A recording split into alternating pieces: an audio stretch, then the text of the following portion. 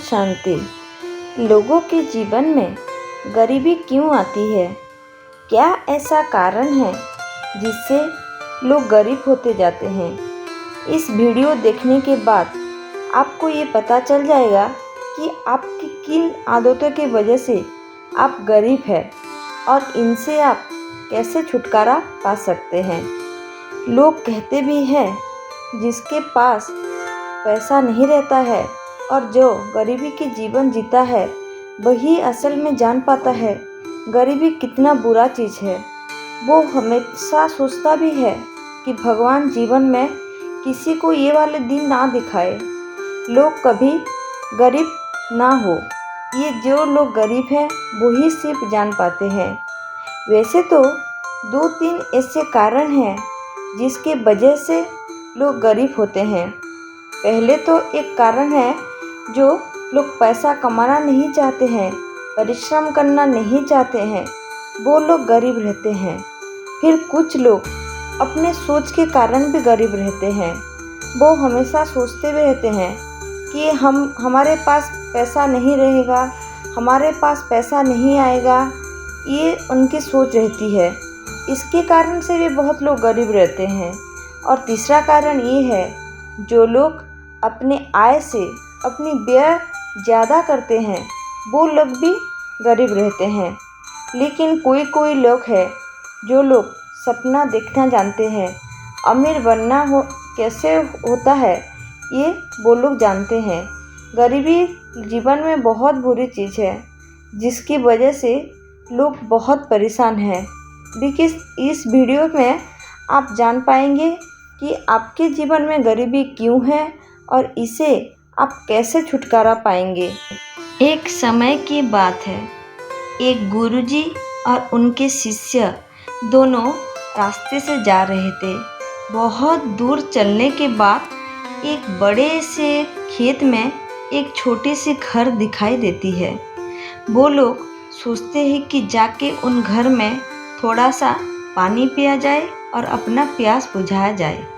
वो उस घर में चल जाते हैं और वहाँ पे जाके दरवाज़ा को खटखटाते हैं। उसके बाद वहाँ के जो घर में 5 लोग आते हैं, एक आदमी और उनकी पत्नी और उनके 3 बच्चे। लेकिन वो सारे लोग फटे कपड़े पहने रहते हैं। उनके घर को भी देख के लग रहा था कि बहुत गरीब होंगे, बहुत गरीबी में वो लोग जीते थे। तो गुरुजी उनसे पानी पीने के लिए आग्रह की तो वो आदमी बहुत खुश हो गया, बोला कि ये तो मेरा सौभाग्य है कि आपकी सेवा करने की मौका हमको मिल रही है। गुरुजी और उनके शिष्य वहाँ पर पानी पिए और वो बातों बातों में उनसे पूछे कि आपका इतना बड़ा खेत है, आप यहाँ पर फसल क्यों नहीं उगा रहे हैं? तो वो आदमी बोला कि हमारे एक भैंस है, वो बहुत दूध देता है और उससे हमारा गुजारा चल जाती है। तो फिर वहाँ पर गुरुजी और कुछ नहीं बोले उसको और ऐसे ऐसे बात करने लगे। कुछ देर बात करने के बाद वहाँ पर शाम हो गई। तो गुरुजी उनसे पूछे कि क्या आज हम रात यहाँ पर रुक सकते हैं?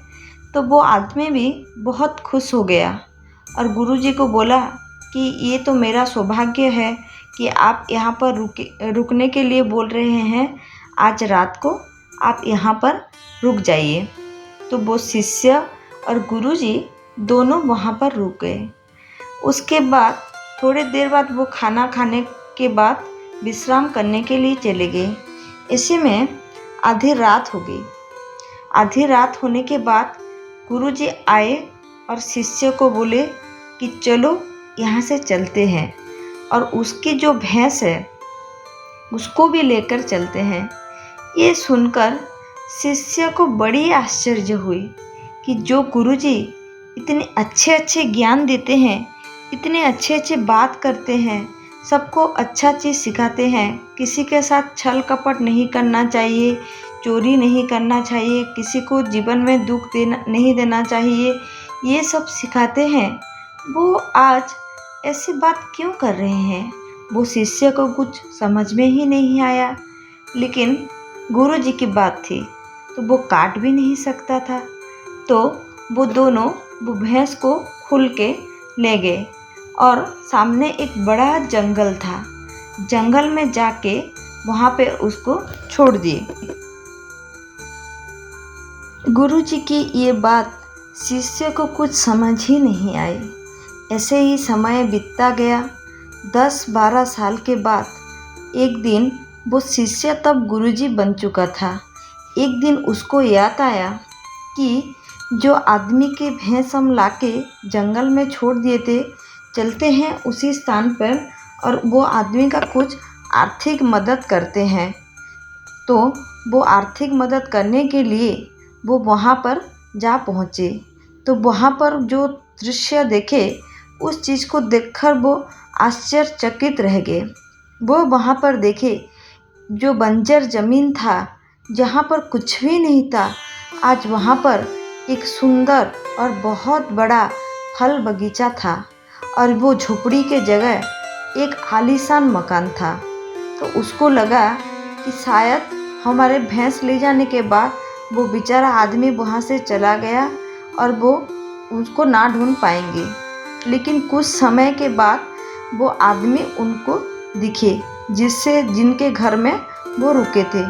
तो वो जाकर वहाँ पर पूछे और बोले कि शायद आप हमें नहीं पहचान पाएंगे, लेकिन हम आपको पहचानते हैं। कुछ समय पहले हमारे गुरुजी के साथ हम आपके घर में रुके थे। तो वो आदमी उनसे बोला कि हम आपको कैसे भूल सकते हैं, आप हमारे घर रुकने के लिए वहाँ पर उस दिन रुके तो थे, लेकिन आधी रात को आप कहाँ चले गए हमें कुछ पता ही नहीं चला।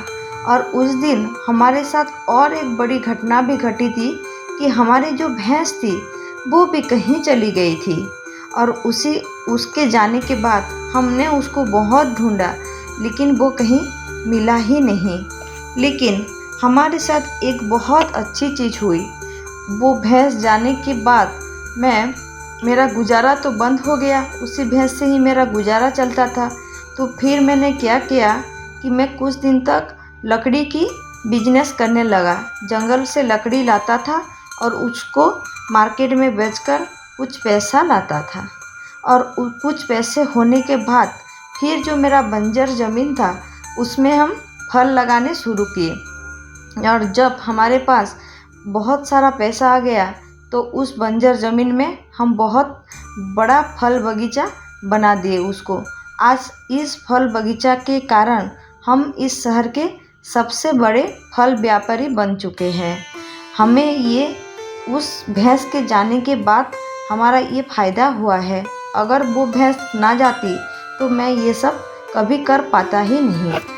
मैं आज अपने जीवन में बहुत खुश हूँ, बहुत सफल फल व्यापारी बन गया हूँ और मैं अपने जीवन में अपने बच्चों और अपनी पत्नी को बहुत सारे खुशियाँ देने की लायक बन गया हूँ। ये बात सुनकर वो जो शिष्य थे, जो गुरुजी बन चुके थे, वो उनसे पूछे कि ये चीज़ तो आप पहले भी कर सकते थे, तो आपने पहले क्यों नहीं किया। तो वो आदमी बोला कि मैं ये पहले तो कर सकता था, लेकिन जो मेरी बिना मेहनत किए हुए जो मेरे पास मेरा गुजारा चल जाता था, मेरे पास जो भैंस थी, तो मुझे लगता था कि मुझे मेहनत करने की कोई ज़रूरत ही नहीं है। जब वो भैंस मेरे पास चला गया तब मुझे लगा कि मुझे भी परिश्रम करके, मेहनत करके मुझे भी पैसा कमाना चाहिए। और मैं अपने आप से संकल्प किया कि मैं अपने दम पर, अपने बल पर मैं भी मेहनत करके पैसा कमाऊंगा। और उसी की ये आज नतीजा है कि मैं इतने बड़े सफल फल व्यापारी बन गया हूँ। ये कहानी सुनने के बाद आपको ये सोचना चाहिए कि आपके जीवन में भी कोई रुकावट है क्या, जो आपको आगे बढ़ने नहीं दे रहा है। अगर कोई रुकावट है तो उस चीज़ को आप पहले ध्यान दीजिए, उसी रुकावट को हटाकर आप आगे बढ़ने की प्रयास कीजिए। जो भी आपके पास है आप उसको खोने से मत डरिए, क्योंकि उसको खोने के बाद जो आप पाएंगे पूरी दुनिया उस समय आपकी मुट्ठी में होगी। आप इतना पाएंगे कि वो जो छोटा सा आपका लॉस है उसे आप भूल जाएंगे। ये सब आपके सोच के कारण है। जो जितना बड़ा सोच पाता है वो उतने बड़े मुकाम पर पहुंचता है। आप पहले सोच ही नहीं पाते हैं कि आपको कहाँ जाना है, कहाँ तक जाना है। जो छोटी छोटी आपके रुकावटें हैं उससे आप घिरे रहते हैं। आप कभी बड़ा नहीं सोच पाते हैं, इसलिए कभी बड़ा कर ही नहीं पाते हैं। इसीलिए हमेशा बड़ा सोचिए, पॉजिटिव सोचिए, अच्छा चीज़ सोचिए। जितना बड़ा चीज़ सोचेंगे, जितना पॉजिटिव सोचेंगे, जितना अच्छा चीज़ सोचेंगे, आप उस मुकाम तक पहुंच पाएंगे। ये सब आपके सोच की ही बात है। और एक चीज़ को जो आपको खास ध्यान रखना पड़ेगा, कभी भी गलत आदत में मत पड़िए, कभी भी गलत संगत में मत पड़िए। जितने आपके आय है उससे ज़्यादा व्यय करने की आप मत सोचिए। ये भी सब गरीबी का एक कारण है। आजकल के लोग व्यसन में ज़्यादा व्यस्त रहते हैं। व्यसन और फैशन जो है वो आजकल के लोगों को भ्रष्ट करके रखा हुआ है।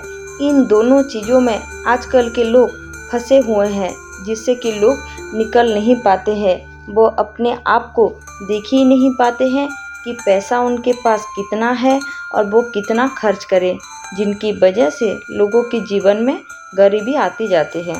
यही कुछ आदतें हैं जिन चीज़ को आपको छोड़ना पड़ेगा। अगर कुछ गलत आदत आपके पास है तो उनको छोड़ दीजिए, क्योंकि उस आदत की वजह से तो आपका पैसा जाता है, फिर उससे आपकी तबीयत खराब होती है और उनसे आपके इलाज में भी बहुत सारा पैसा खर्च होता है। आपके बीवी बच्चे भी आपको छोड़कर कहीं चली जाती हैं और आप एक दिन पड़े पड़े उसी खट में आपका शरीर त्याग हो जाता है। अगर आप भी गरीबी में जी रहे हैं तो इस चीज़ को हटाने के लिए आपको और कुछ नहीं करना पड़ेगा, सिर्फ अपने सोच को बड़ा कीजिए। अगर कोई गंदी आदत, गलत आदत लग चुकी है तो उसको छोड़ दीजिए। फिर आप भी देखेंगे आप अपने जीवन में कितना खुशहाल ज़िंदगी आप जी सकते हैं, कितने अच्छे से आप भी जीवन यापन कर पाएंगे। आपके जीवन में ढेर सारा खुशियाँ आए और आपके जीवन में गरीबी कहीं चले जाए। इसी शुभकामना के साथ आज के वीडियो को समाप्त करते हैं।